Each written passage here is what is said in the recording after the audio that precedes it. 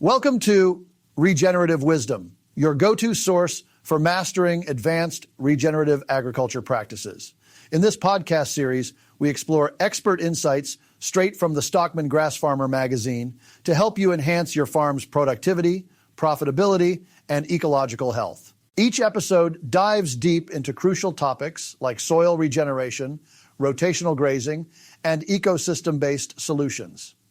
Whether you're refining your grazing management or seeking innovative strategies to build a sustainable operation, Regenerative Wisdom is here to guide you on your journey towards smarter, more resilient farming. In today's episode, we dive deep into a critical topic in grazing management with renowned practitioner, researcher, and educator Jim Gerrish.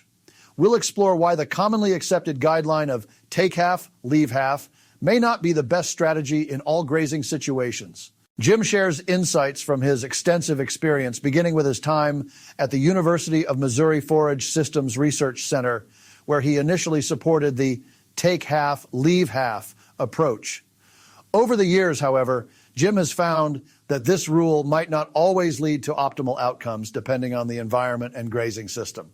We'll examine the difference between seasonal and temporal utilization rates and how they impact grazing decisions. Jim will take us through his journey from Missouri to Idaho, where he discovered that different climates and forage systems require different strategies.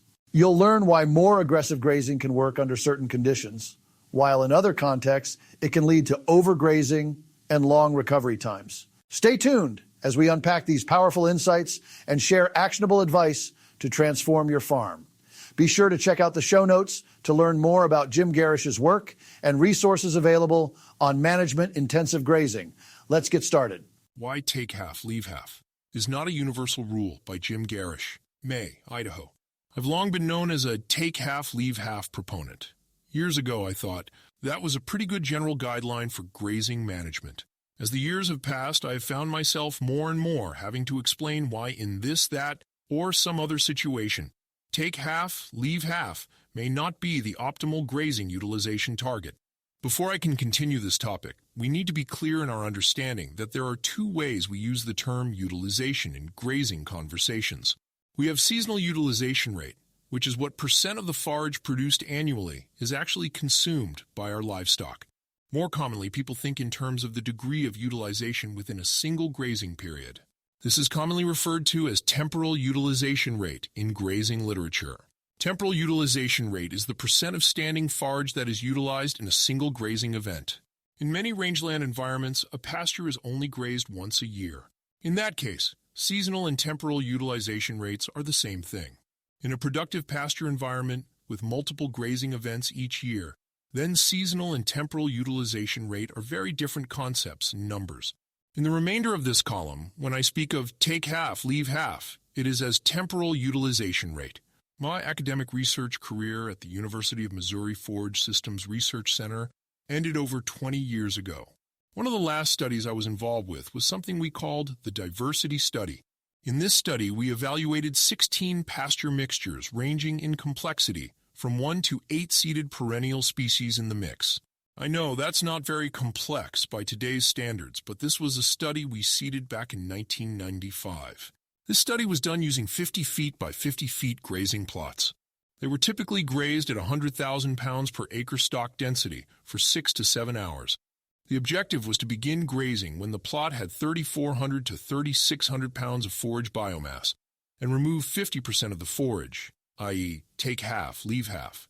The timing of when to remove the cattle was when our visual assessment told us half the forage biomass had been removed.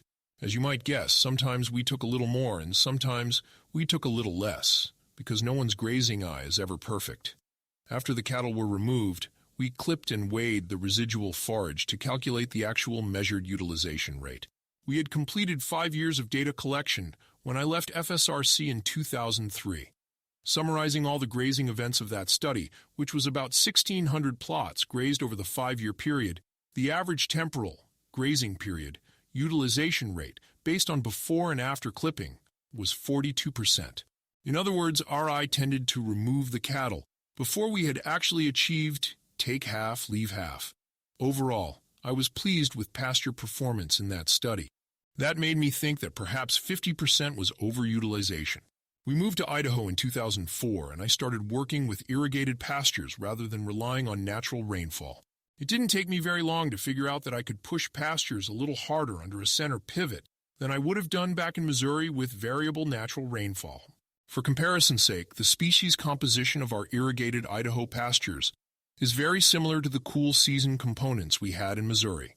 We have no warm season in Idaho, hence, we have no warm season pasture species.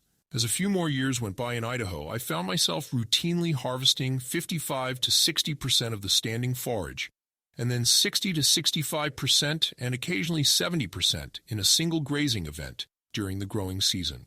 The power of applying 0.75 inches to 0.85 inches of water every 72 hours made more aggressive grazing effective management.